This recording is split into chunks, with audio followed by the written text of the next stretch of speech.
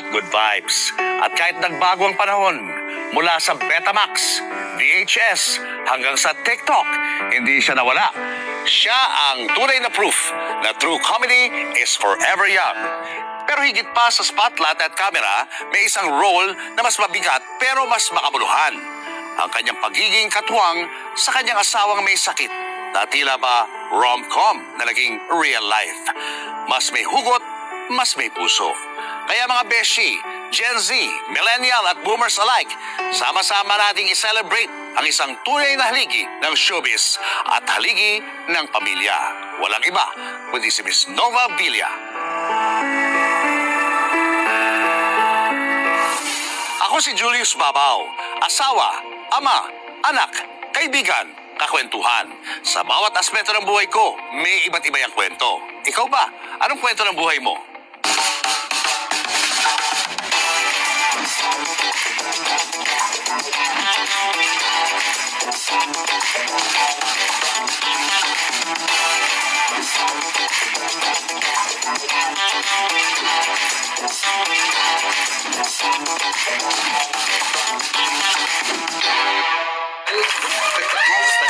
See you again. Oo nga. Parang di ka tumatanda dito ah. Always looking youthful.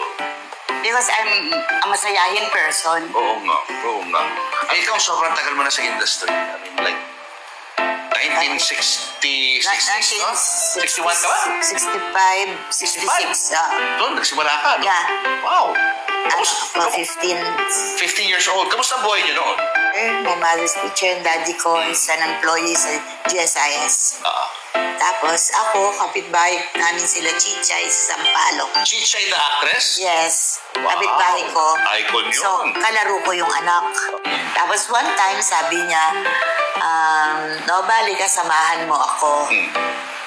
Opo, sabi ko. So, sumama ako, nakataksi kami. Hindi ko alam kung saan pupunta. So, tapos dumating kami sa isang malaking building, na malaking bakod, ang gate, bukas, ganyan. Premier Production. Si Chichay, sabi, hintay mo ako dyan, may kukunin lang ako sa opisina. Tapos, andun ako sa kantin, ganun ako, walang tao. Tapos, bumukas yung gate. May pumasok na puting kotse. Tapos, tumingin ganon, yung muko. Eh, di ako naman katingin na gano'n. Gumanon din ako. Dalawa kami nagkatitigan. Ang gwapo naman ito. Gwapo? Gwapo. Fernando po Jr. yun OMG. FPJ. Tinitigan ako. Oo, nakatitig sa akin. Ano kasi FPJ yun? Eh, pareho kami nagganyanan. Mamaya, may dumadating na lalaki. Tapos lumapit, sabi sa akin, sinong kasama mo? Si Aling Chichay po, sabi ko. Nasaan siya?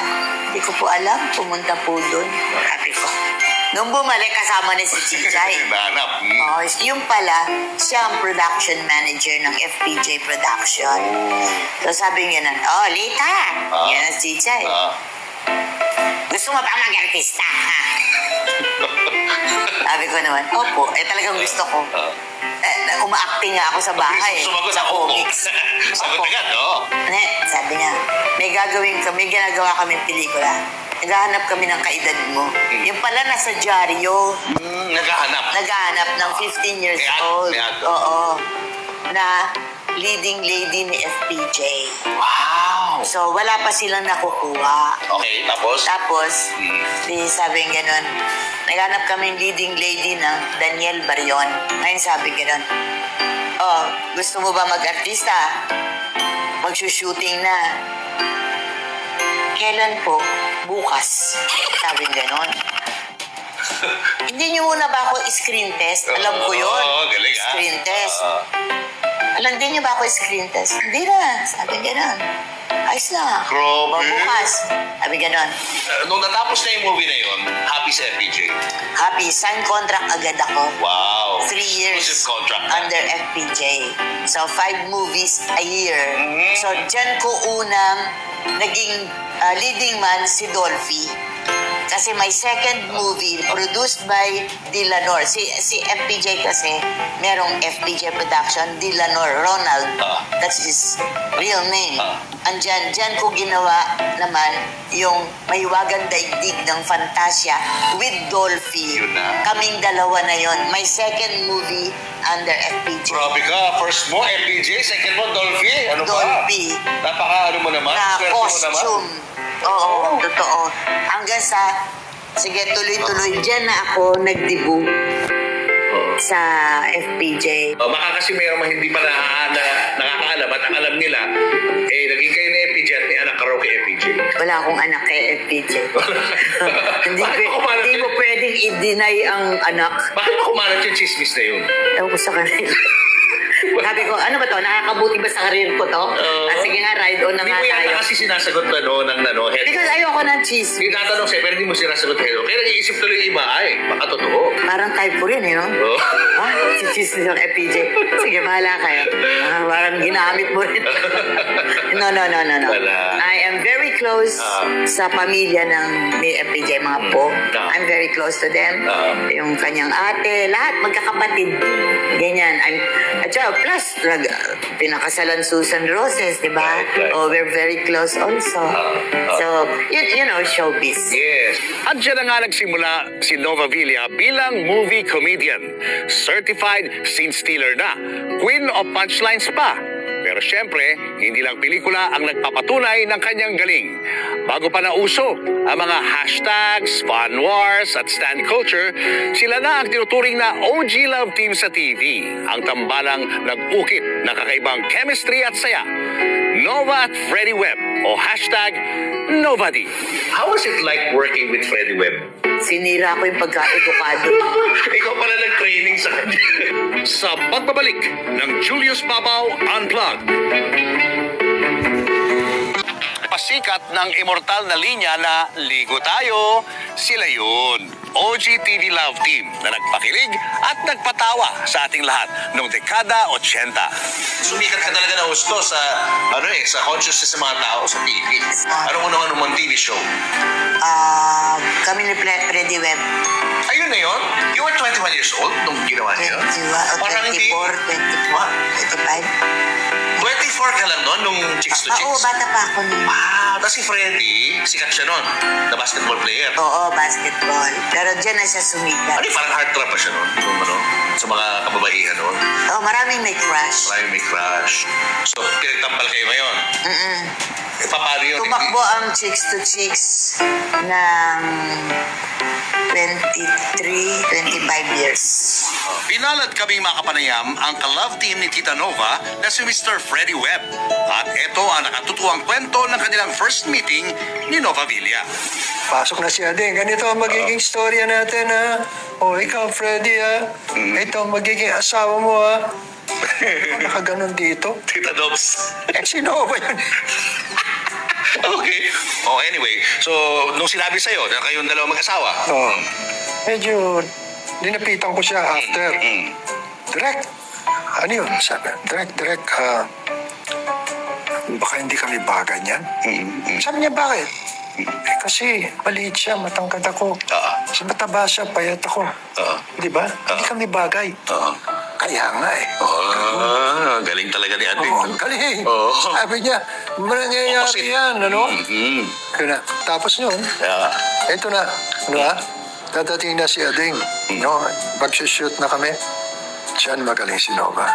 Dahil? Pinapalitan niya eh. Oh my gosh, o di nagugulat ka. Ang galing. Hindi mo akalain eh, di ba?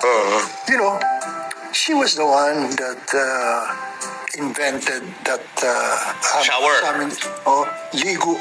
That shower. Ligo na kami. Ligo na kayo. Sweetheart, ligo na tayo. Hindi yung pinag-usapan yun. Wala. Basta bigla na lang niya sinabi. Pero, magkasama kami doon sa kama. Meron nakatalokbong, di ba? Tapos sabi niya, sweetheart, I forgot what she was supposed to say. Sabi niya, ligo na tayo. Hindi ngayon. Sabi niya, ligo na tayo. Sabi ko, hindi kasama sa script. Conscious eh. Munad ka. Ligo na tayo. Sabi ko, sige. Sabi ko, mauna ka na doon sa sa paliguan. Sunod na ako, di ba? Ay, bilisan mo na, sasama ka sa akin. Biglang papasok yung kamay sa loob ng pajama ko. Sino ba naman hindi magugulat? Totoo? Pinapasok talaga? Oo. Oh my God. Loko to si Tita Nobs, Pero biruan yun. Pero panggulat niya. Kasama sa ano niya yun, sa style, para buhay. Yung chicks to chicks. Oo, di ba? oo. Hindi yung gagaling sino. Kaya lalo ko namang ginagawa ng hindi niya alam. Oo. Yung gano'n. Out of sleep yung mga banat to. Oo. Hindi, wala siyang malay. Makilitiin. Oo, Yun ang nakabuti. Ano ginagawa? Meron siyang tali. Anong kiliti ni Tito? Lahat. Sana. Sa puwet. Kaya pag gano'n, sa bugat Natural yun, ha? Natural. Natural yun. Scripted yun. Wala sa script yun. Sinira ko yung pagka-edukado. Ikaw pala nag-training sa kanya. Papaalam din ako kay Ading, Direk Ading. Direk, payag ka? Ganito gagawin ko. Sige, tirahin mo. Ganon. Ganon ang mga dialogue. Tapos yung sinabi mo yung kay... Wala sa script yun. Eh, Tito Freddy, anong reaction niya? Mag-shower na tayo, sabi mo gano'n. Oo. At hindi ko sinasabi sa kanya kung anong gagawin ko. Nagugulat na lang si Freddy. Kaya siya laging gulat eh. Actually, parang gumaganon. niya eh, no? Oo. Yung awkward nga lagi, yung ano, yung... Oo, yung parang takot na sa akin. Natural pala yun, guys, no? Hindi Wala, clear. hindi niya alam yung gagawin ko. Lagi kami box of surprises sa kanya. Hanggang sa bandang Kaya ulit, nag-hit eh. tulad nung ligo na tayo, di ba? Gumagano na ako, ligo tayo. Nung nakita niya pumatok, hindi na umangan. Kayo una, umangal pa? Ano siya, parang nahihiya or baka masira ang pangalan niya. Yung gano'n, medyo, ano ba? Eh ako hindi. Talagang inaano ko. Pero nung nakita niya na nagre-rate kami at nagiging, gano'n na. abay nagustuhan na. Siya pa nagsasuggest. Nagsasabi niya. Oo. Uy, kalabitin mo ako sa pita. Eh, ganun pa siya. Yan na. Hindi man nagka-forever sa pagitan ni Nova at Freddy, dumating naman ang talagang love story na masasabing may forever sa buhay ng isang Nova Villa. Nagustuhan niyo ba ang mga binita naming mga kwento today?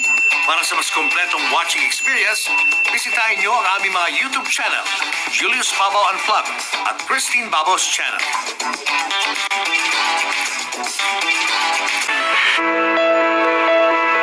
Mga tao, yung iba, no? Akala nila asawa mo si Freddy Webb. Yung iba naman akala asawa mo si Dolphy. Pero hindi nila kilala yung tunay mong asawa. Sino ba ang real husband ni Nova Villa? Alfredo Gallegos. He's from Baler, Quezon. He's athlete. Saan kayo nakakilala? Kapitbahay.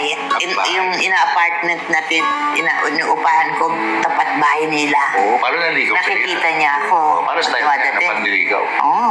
Tatambay-tambay dun sa gate. Gwapo Tisoy ba? Tisoy? Tisoy. Okay. Nobs. Type na type ka nung si Tisoy. Si Gallegos. Ganun. Oo, nakikita ko yun. Hindi ko type. Hindi ko type eh. Ganun. Pero gwapo. Hindi, talaga. In love sa'yo. Ganun. Eh, one time nalasing ako. Tapos? Tapos pumunta sa bahay. Hindi pa makapagsalita, ang hiya. Sabi niya, anytime, I'll marry you. There? Sabi ko, there? Luka-luka din ako. Sabi ko, there? Sabi ko, sige, lasing ako. Tipsy. Tinawag yung kaibigan kong pare. Ganun? Father, kausapin mo nga itong nanliligaw sa akin. Sabi ko, tignan mo nga kung matino ito. Sabi ko, Father, in-interview mo? Oo. Ano? Mabait na tao? Sabi niya. Masado kay Father. Nagawa na rin tenga ko. That was 1972. O ilang taon na kaming kasal na. But of course, marriage, may mga challenges yan, no? Ay, marami. Marami, no? But hindi kami nagpabaya. That's why I'm very active in the church up to now. Ever since, I'm very active and member kami ng Couples for Christ. Ano si husband mo very active siya nung kabataan niya. Sportsman, sabi mo nga, no? All sports. Ano nangyari? Bakit siya nagka-stroke? Probably in the family na din. Daddy niya ganon din eh. Na-stroke din. Even mga brothers. Baka nakalinya talaga. So, ako, 10 years na akong nag-aalaga. Ikaw ang parang caregiver niya? Oo, ako. Paano siya makipag-usap sa'yo? No, he doesn't talk. Tumitigas, umaatake, tigas, ganyan. Tapos mapawisan, ganyan. Ako lahat. Ito rin papaligo. What keeps you strong para gawin itong ganito? Grace. I am very close to Jesus.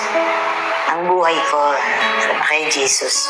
Lahat ng isip ko, ginagawa ko, mga binibigyan niya ako ng trabaho. I'm the only one working. Mahal na mga gamot niya. Tsaka, ganyan, hospitalization. But, He gives me blessings. At nararamdaman ko. Yeah. Because at my age, ano na rin ako eh, ilang taon na ba ako? 79. Okay. I'm 79. I'm proud to say I'm 79. Pero, It doesn't show, nararamdaman It ko 79. ang grace, the blessing. Yeah. Kaya ko pa tumakbo.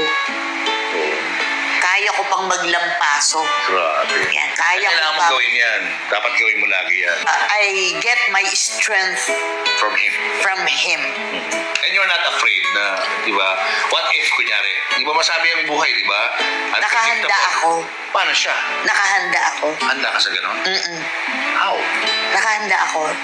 I talk to Jesus. I talk to Him.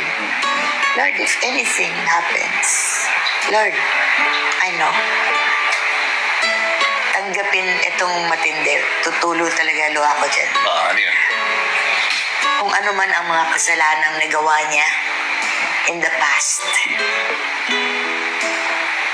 inaalay ko po sa iyo